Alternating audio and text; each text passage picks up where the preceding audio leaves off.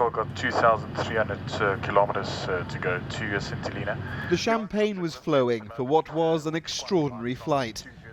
After £250 million, months of delays, and a problem with high winds that labelled it the world's most useless airport, the first commercial flight finally touched down on St Helena.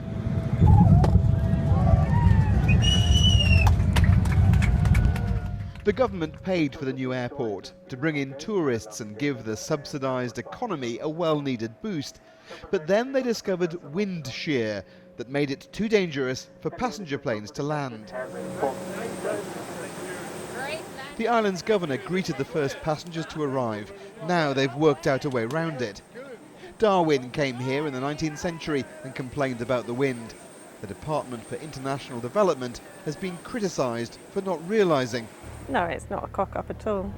This is a remote island in the middle of the South Atlantic Ocean. We have many, many challenges here. Wind shear is just one of them, and we've overcome it. Well, standing here up above the runway, you understand what all the trouble's been about. This is a rock in the middle of the Atlantic Ocean. That gale that's blowing is just an average breezy day, and it's unpredictable. Planes have been struggling to land, and that's why they've got a small aircraft now doing the job. So not quite as many tourists to take in the scenery and the history. This is where Napoleon died in exile. His old house is now part of France.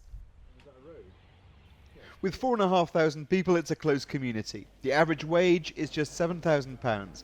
British aid subsidises most things. So what do you think about this flight that's coming in now every week? It's absolutely awesome. It's wonderful. It is popular, and you were up there yourselves today and saw all the clapping, and it is really an island event. After a lot of fuss and a lot of money, saints, as they're called, are hoping for a silver lining. Alastair Leithead, BBC News, St Helena.